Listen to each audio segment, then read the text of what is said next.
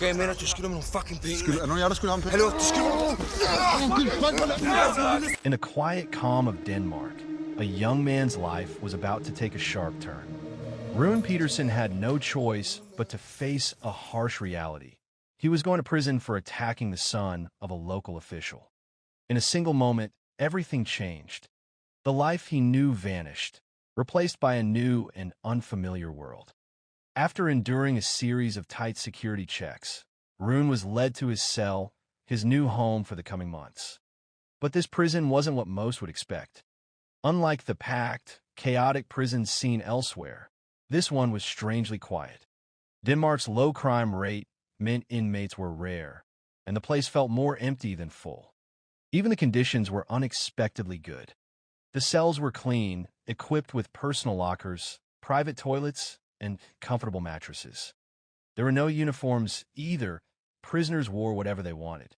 It was a system built not just to punish, but to preserve a sliver of normalcy. For Rune, it was a small relief in the middle of a personal storm.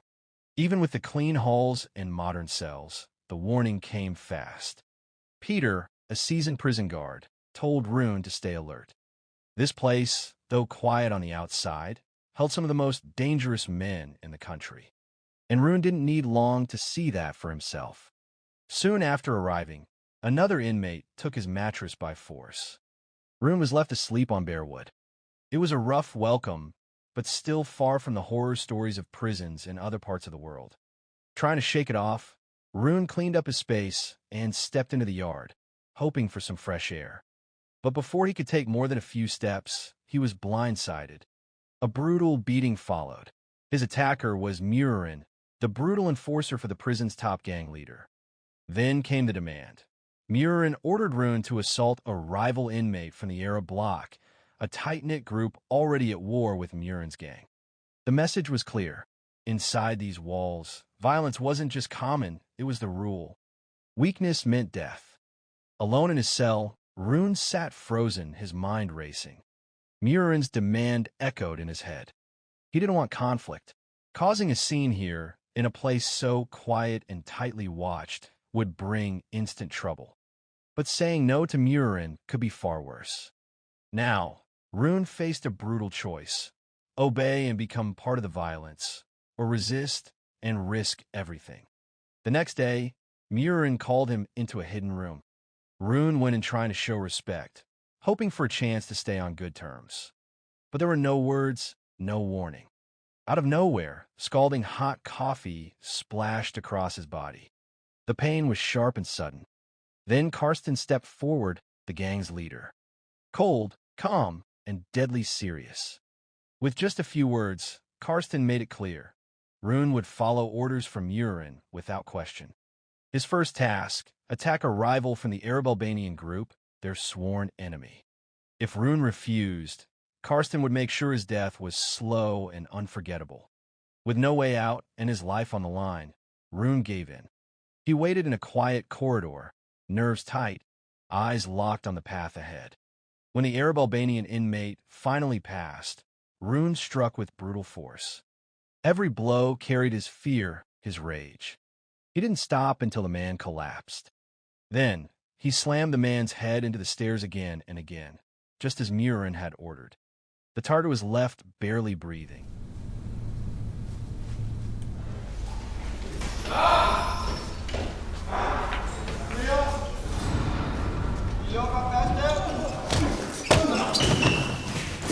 That moment changed everything. Rune realized he was now part of something cold and unforgiving. But what shook him most wasn't the violence. It was what it unlocked in him. For the first time, he felt power. He felt bold, like something dark had come alive inside him. From that point on, there was no going back. In this place, identity was stripped down to a name on a door. And from this point on, only reputation mattered. Welcome to R. Soon after, panic swept through the prison. Guards ordered all inmates in a line. A prisoner had been found on the brink of death, and the hunt for answers began. Peter and the team launched a full investigation. Rune stood frozen with dread as the pressure closed in. But somehow, no one suspected him. He had gotten away with it. For now. As soon as the inspection ended and Rune was back in his cell, he rushed to clean the blood from his clothes.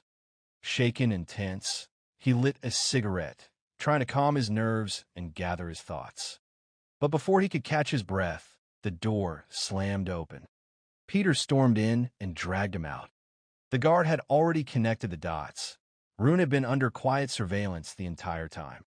The punishment was swift. Rune was thrown into solitary confinement for a full month. Inside that cold, dark box, time moved slowly. Every day was a battle to keep his mind intact. Surrounded by the memory of violence and fear, Rune began to think hard about what it would take to survive in a place run by ruthless men. He knew he needed more than strength. He needed a plan, and he needed control. When the isolation finally ended, he returned to his cell and pinned up a photo of his girlfriend. It was the only thing that reminded him of the world beyond the walls. A symbol of hope. But even that didn't last. Murin saw the photo, snatched it away, and crushed Rune's moment of peace. With a cold smirk, he mocked him, claiming no woman waits for a man locked behind bars. Murin didn't just take the photo, he took control. He ordered Rune to clean his cell every day, forced him to sleep on the bare floor, and turned him into the target of constant mockery. Surrounded by Murin and his gang's laughter, Rune was stripped of any remaining pride. The pressure kept building.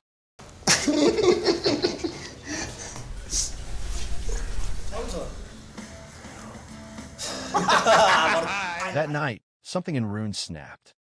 He grabbed a piece of metal and started sharpening it. He had reached his limit. If they came for him again, he wouldn't back down.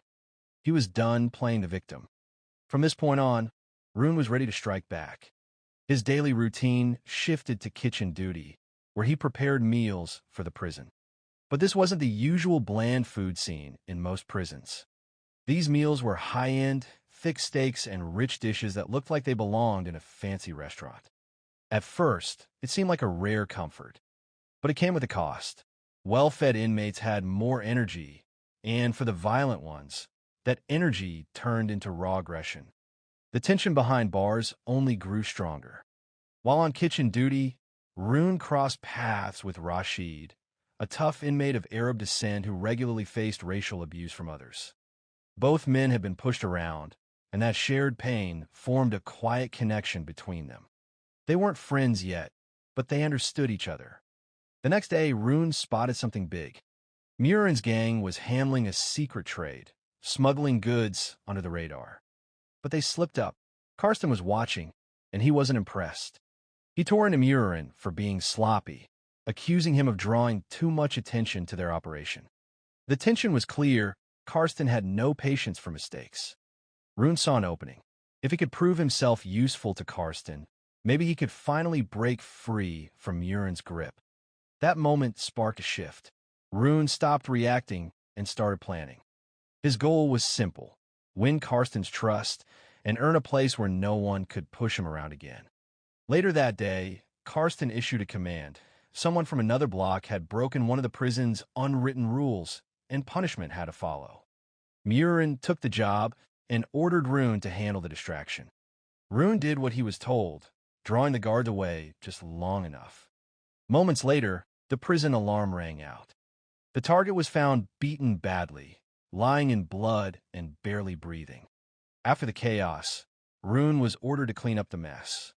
As he scrubbed the blood from the floor, the reality hit him hard. He wasn't just a bystander anymore. He was involved and closer than ever to becoming just another victim in this violent game. He knew he couldn't stay in this position for long. Time crawled by. Days turned into weeks, then months. The weight of isolation started to build. Rune missed the only person who had ever truly been there for him, his grandmother. She'd raised him ever since his parents vanished during a trip to Cambodia when he was a child. One day, Rune picked up the prison phone and called her. He asked her to visit and to bring a few comforts from home: cigarettes, coffee, and his favorite chocolate. Small things, but in a place like this, they meant everything. The next day, Rune's grandmother arrived at the prison, just like he had asked. She brought 2 boxes of chocolate thread, a simple reminder of better days. During their visit, they sat together, sharing candy, smoking, and sipping coffee. It was a rare moment of peace. With a calm but firm tone, she urged Rune to stay patient, to finish his sentence without digging himself deeper. She wasn't ashamed of what had brought him there, but warned him never to end up locked away for something truly dishonorable, like corruption. After she left, her eyes filled with worry, Rune went straight to Rachid. He knew they were both at the bottom of the prison food chain. Alone, they were easy targets, but together, they had a chance. Rune pitched a plan, smuggling contraband to win Karsten's protection. His method was using the hollow shells from his favorite chocolate and the water pipes connecting the prison blocks to move the goods without being noticed. Once the plan was solid, Rune went to Karsten with a deal. He promised big profits in exchange for full protection until his release. At first, Karsten didn't take him seriously, just another new kid with a dream. But Karsten respected results and fairness. In the end, he agreed to give Rune one chance to prove himself. Not long after, one of Karsten's men showed up with the package Rune was supposed to move. But the delivery method was shocking. The contraband had been smuggled in through the man's body, hidden in the most unsanitary way possible. Rune was disgusted, but he didn't hesitate. This was his shot to climb the ranks, and he wasn't about to let it slip. With Rachid by his side, Rune put the plan into action. Using the chocolate containers and hidden pipes, they pulled off the sale to the next block. It worked. Every cent went straight to Karsten's crew, proof that Rune could be trusted and that he could deliver. That moment changed everything. Rune now had the backing of the most feared man in the prison. He was no longer alone, no longer an easy target. Later that same day, Karsten called him out, this time with praise. Impressed by Rune's quick thinking and clean execution, Karsten rewarded him with a better cell. It had a real window, one that looked out over the city. For Rune, that small view became a symbol of hope. It reminded him there was still a world beyond the walls, and gave him one more reason to survive. Now inside Karsten's trusted circle, Rune was untouchable. The bullying stopped. Even Murin treated him as an equal. Rune's success in moving contraband had earned him respect and fear. He wasn't the strongest, but his sharp mind gave Karsten's crew a clear edge and brought in serious profits. At the same time, Rune's bond with Rachid grew stronger. They looked out for each other and became close allies in a place where trust was rare. But just as Rune began to truly depend on him, everything fell apart. Rachid leaked the details of their operation to the Arab bloc. Suddenly, pressure closed in. Members from the Arab bloc demanded Rune work for them too, using the same methods under their control. The betrayal hit hard. Rune had trusted Rachid more than anyone. But now that trust was broken. When confronted, Rachid admitted the truth. He had been tortured and threatened. As an Arab himself, refusing to cooperate would have made him a traitor in their eyes. Rachid said he had no choice. But for Rune, the damage was done. The threats didn't stop. The Arab bloc cornered Rune with a final warning, work for them or die. Trapped and desperate to stay alive, Rune gave in. But there was one condition: Karsten's gang could never find out. If they did, it would cost Rune his life. Not long after, Rune completed his first job for the Arab bloc and sent Rachid to collect payment. But Rachid came back empty-handed. No money, no explanation, just excuses. Rune quickly realized the truth. He'd been played again. This time, his anger boiled over. In a fit of rage, he beat Rachid without holding back. Jeg svarer ham. Han har fortalt mig, at I har snakket sammen.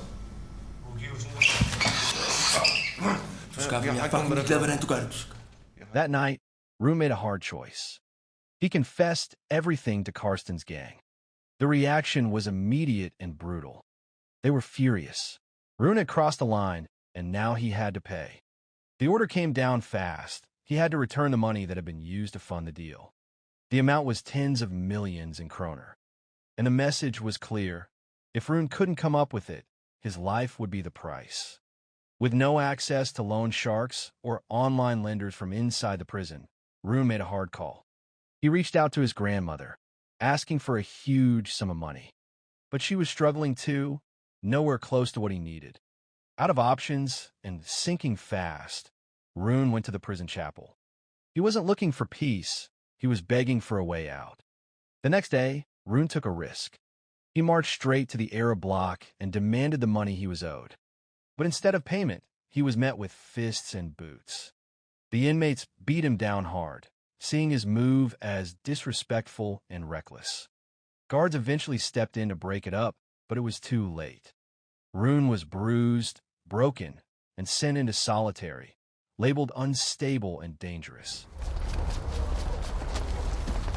Okay, man, du skylder mig nogle fucking penge. Er nogen af jer, der skylder ham penge? Hallo, du skylder mig.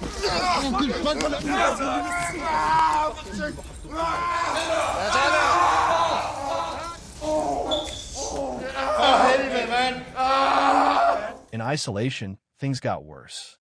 He was tied down, stripped of all control, even forced to relieve himself where he lay. Helpless and humiliated, Rune had nothing but time to think.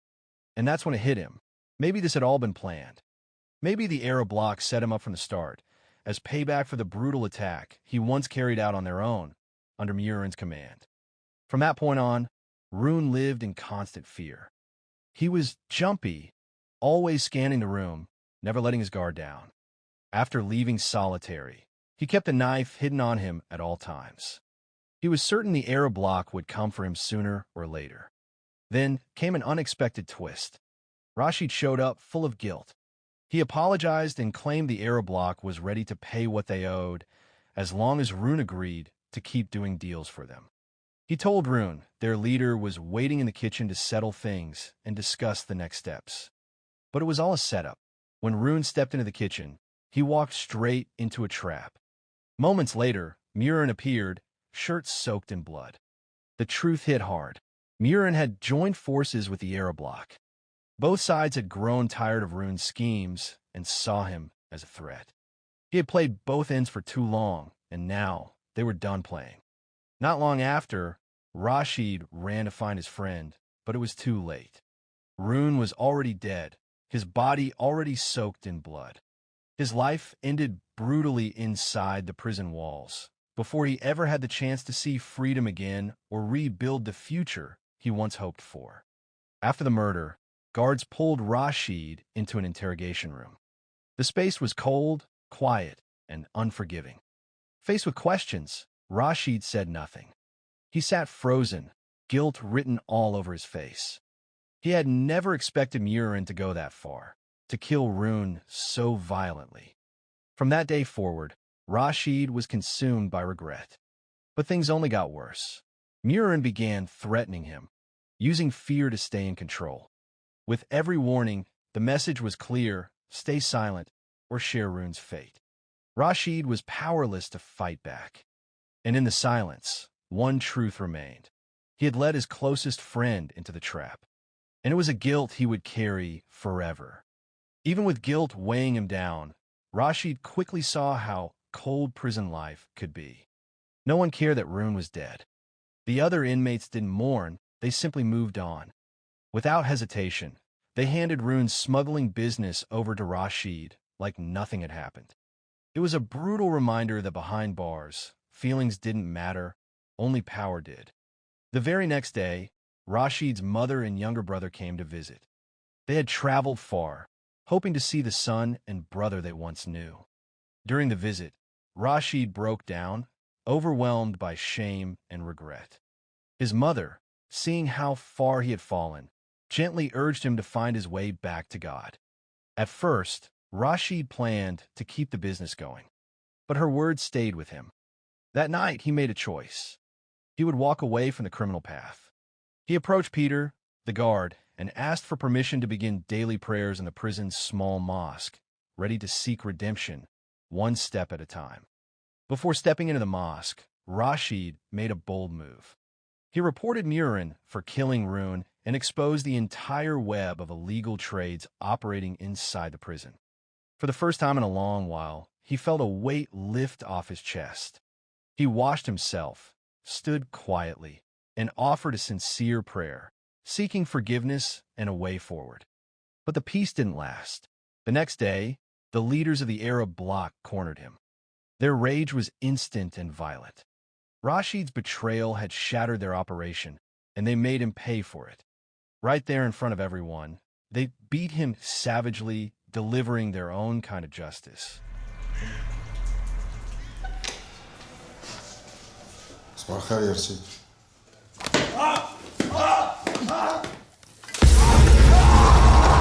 In the end, nothing really changed.